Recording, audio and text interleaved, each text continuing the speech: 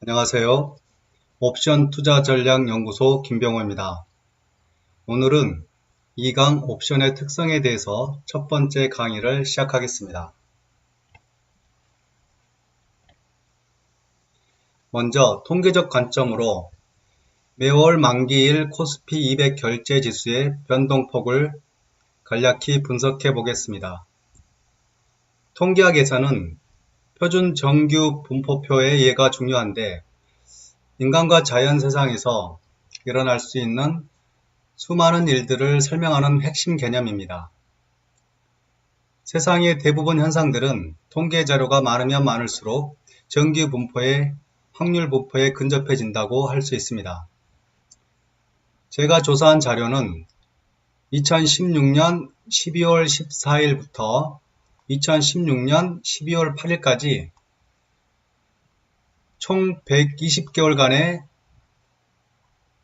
코스피 200 결제 지수의 변동폭을 분석하였습니다. 물론 데이터가 충분치 못하고 정확한 통계 분석은 아니므로 시장을 바라보는 하나의 관점 수준으로 이해해 주시길 부탁드립니다. 120개월 동안 코스피 200 지수가 11포인트 이하로 변동한 횟수는 84회였고 비율은 70%였습니다. 또한 22포인트 이하로 변동한 횟수는 114회이고 94% 수준의 비율을 보이고 33포인트 이하는 119회, 99% 수준의 비율을 보였습니다. 2011년 8월 미국의 신용등급이 강등되었을 때 33포인트 이상 변동한 적이 딱 한 차례 있었습니다.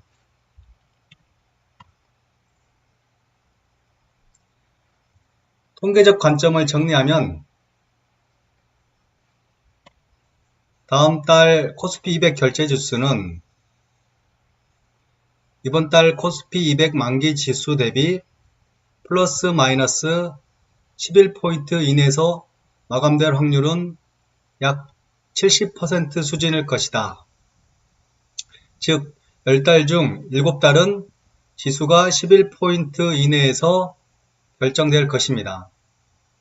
더 넓게는 약 99%의 확률로 한 달 뒤 만기 지수는 플러스 마이너스 33포인트 이내에서 결정될 것이고 33포인트 이상 벗어날 확률은 약 1% 미만이라고 할 수 있습니다. 이러한 관점을 이용하여 당월물 등가는 양매수하고 원월물 중심에서 37포인트 이상 떨어진 15외가를 양매도했을 때 예상되는 시나리오는 다음과 같습니다. 이럴 경우 11포인트 이내로 변동된 경우죠. 11포인트 이내로 변동되었으므로 당월물 등가는 콜과 풋 둘 중 하나는 반드시 내가가 될 것이고 원월물 15외가는 여전히 깊은 외가가 됩니다. 이의 경우 33포인트 이상 벗어난 경우 당월물 등가는 콜과 풋 둘 중 하나는 권리가 폭등할 것이고 원월물 15외가는 여전히 외가이거나 또는 겨우 등가 수준이 될 것입니다.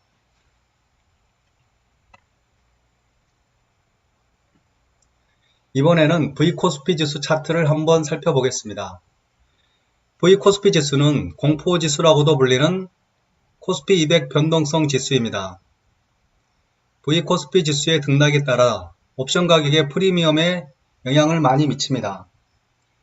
과거 차트에서 보면 지수가 12포인트 이하일 때 이 선이 12포인트 선이니까 지수가 12포인트 이하일 때 안정적인 수준이라고 판단할 수 있고 급격하게 지수가 치솟으며 20포인트를 돌파하는 시점들이 20포인트 선으로 그어 보겠습니다. 20포인트를 돌파한 시점들이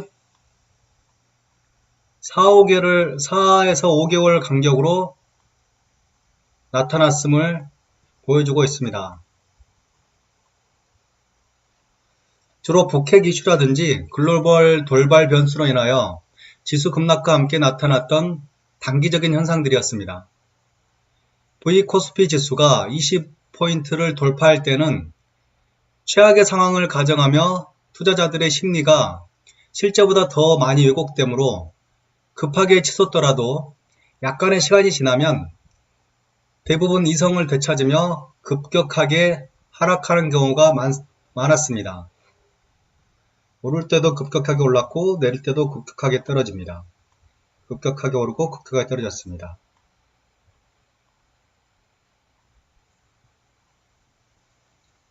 이 V-코스피 지수의 미래값을 예측하기는 어렵지만 이 지수에 따라서 옵션 매도 포지션의 증거금을 관리하는 데 영향을 받으므로 제 전략에서는 중요하게 관심 갖는 지표이기도 합니다.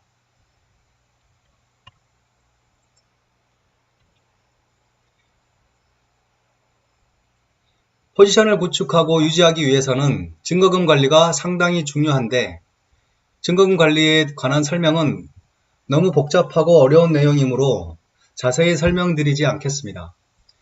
참고자료로 원월물 옵션의 매도 증거금이 얼마나 필요한지 간략히 살펴보겠습니다. 현재 등가가 295일 때 콜옵션 14외가의 현재가는 0.33, 즉 82,500원이고 매도 증거금은 129만원입니다. 매수할 때 필요한 현재가보다 매도 증거금이 15배 이상 더 많습니다. 반면 풋옵션 14외가의 현재가는 1.23, 즉 30만 7,500원이고 매도 증거금은 163만원입니다. 풋옵션의 매도 증거금이 5배 이상 더 많습니다. 이렇듯 매도 증거금을 매수할 때보다 5배에서 10배 이상 더 많이 요구하므로 투자금이 적은 개인 투자자들이 매도 포지션보다는 매수 포지션을 선호하는 경향을 보이는 것 같습니다.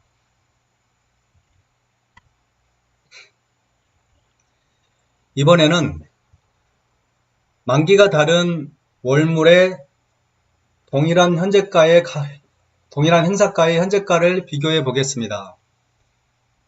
현재 등가가 335이고 잔존기간이 35일 남은 당월물 콜옵션 12외가의 현재가는 0.03이고 잔존기간이 63일 남은 차월물 콜옵션 14외가의 현재가는 0.12입니다. 당월물 풋옵션 14외가의 현재가는 0.12이고 차월물 풋옵션 14외가의 현재가는 0.47입니다. 풋옵션이 등가에서 이 외가가 더 멀리 떨어져 있음에도 불구하고 가격은 콜옵션보다 4배가 높고 콜옵션, 풋옵션 모두 동일한 조건에서 잔존기간이 30일가량 더 긴 차월물이 당월물보다 가격은 4배가 높습니다.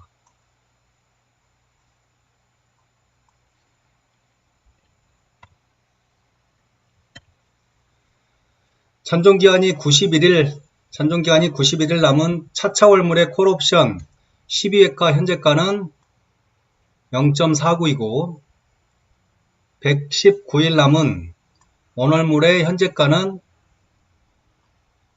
0.92로 약 2배 정도 높습니다.